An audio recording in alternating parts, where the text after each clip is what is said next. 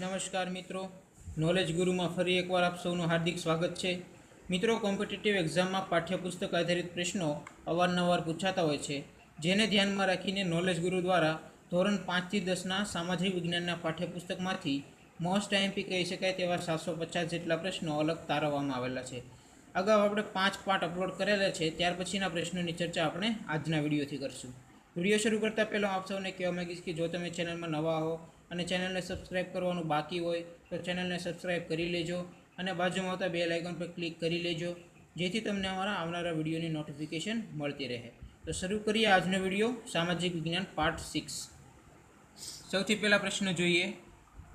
કાશીનું પ્રસિદ્ધ કૈલાસ મંદિર ક્યાં વંશના સમયમાં બાંધવામાં આવ્યું હતું? બરાબર, કાશીનું પ્રસિદ્ધ કૈલાસ મંદિર પલ્લવ વંશના સમયમાં બાંધવામાં આવ્યું. બરાબર, કાશીનું પ્રસિદ્ધ કૈલાસ મંદિર પલ્લવ વંશના સમયમાં બાંધવામાં આવ્યું.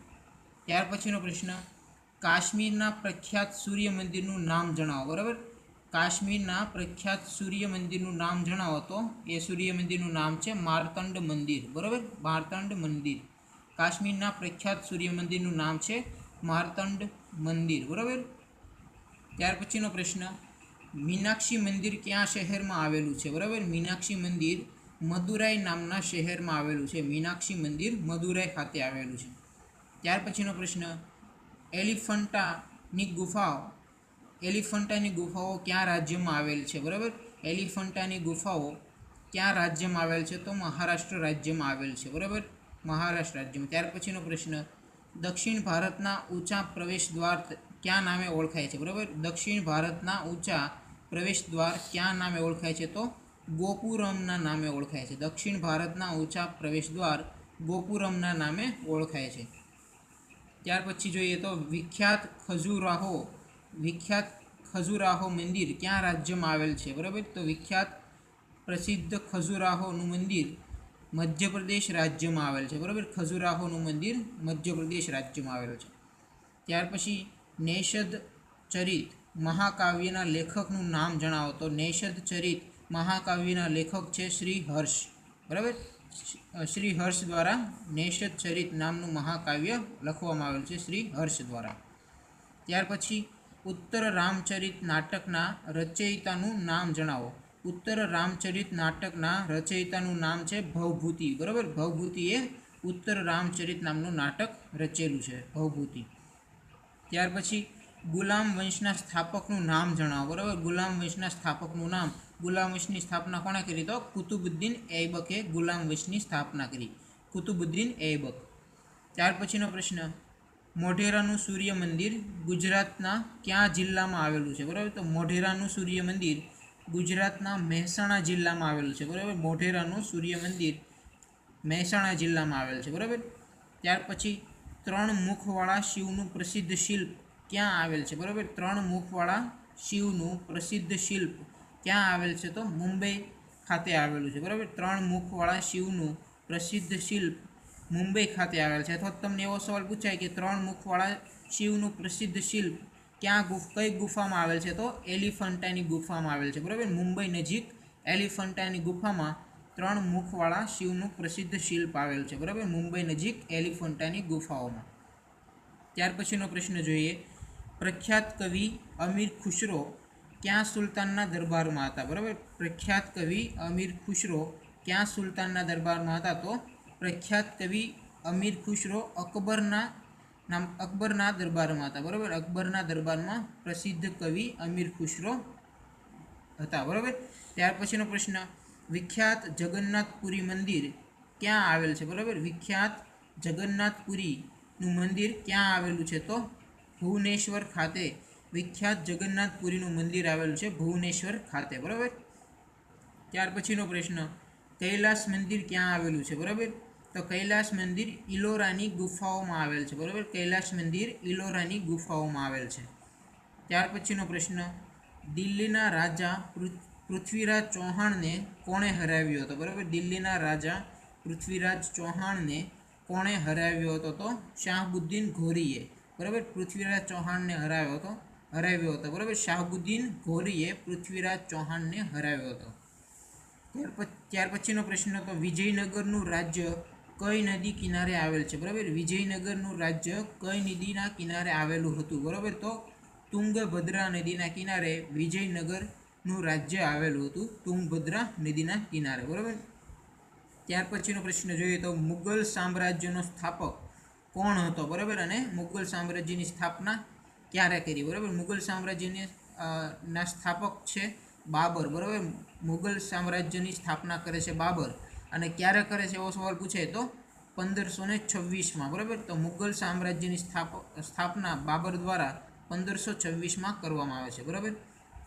ત્યાર પછીનો પ્રશ્ન જોઈએ કુતુબ મિનારના બાંધકામની શરૂઆત કોણે કરી હતી? બરાબર, કુતુબ મિનારના બાંધકામની શરૂઆત કોણે કરી હતી? તો કુતુબુદ્દીન ઐબકે. બરાબર, કુતુબુદ્દીન ઐબક દ્વારા કુતુબ મિનારની બાંધકામની શરૂઆત કરેલી કુતુબુદ્દીન ઐબકે. ત્યાર પછીનો પ્રશ્ન જોઈએ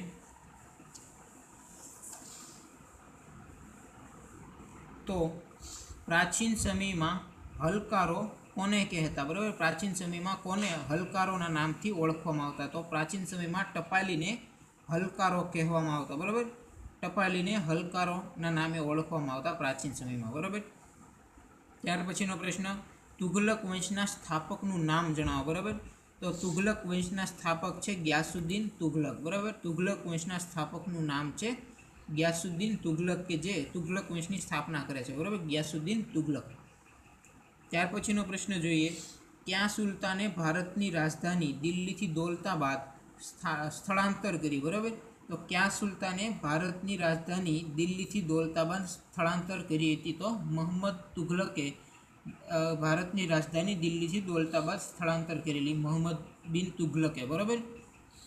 ત્યાર પછીનો પ્રશ્ન પ્રાચીન સમયમાં કાશ્મીરમાં ક્યાં મહિલા શાસકે શાસન કર્યું હતું? બરાબર, તો પ્રાચીન સમયમાં કાશ્મીરમાં રાણી દિદ્દા નામના મહિલાએ શાસન કર્યું હતું. બરાબર, રાણી દિદ્દા નામના મહિલાએ પ્રાચીન સમયમાં કાશ્મીરમાં શાસન કરેલું. બરાબર, રાણી દિદ્દાએ.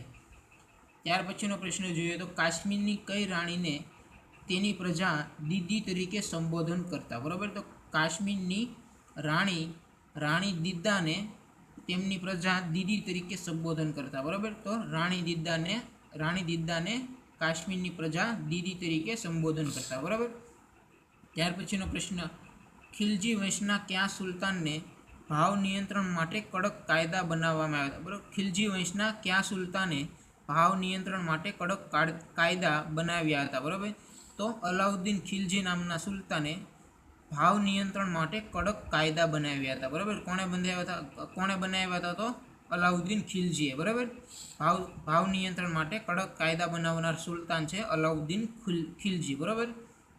ત્યાર પછી કુતુબ મિનારનું બાંધકામ કોણે પૂરું કરાવ્યું હતું? બરાબર, તો કુતુબ મિનારનું બાંધકામ ઇલ્તુત્મિશ નામના સુલતાને પૂરું કરાવ્યું. બરાબર, કુતુબ મિનારનું બાંધકામ ઇલ્તુત્મિશ નામના સુલતાને પૂરું કરાવ્યું. આપણે હમણાં જોયો સવાલ કે કુતુબ મિનારનું બાંધકામ કોણે શરૂ કરાવ્યું? બરાબર, તો હવે આપણે જોઈએ કુતુબ મિનારનું બાંધકામ કોણે પૂરું કર્યું? તો ઇલ્તુત્મિશ નામના સુલતાને પૂરું કરાવ્યું.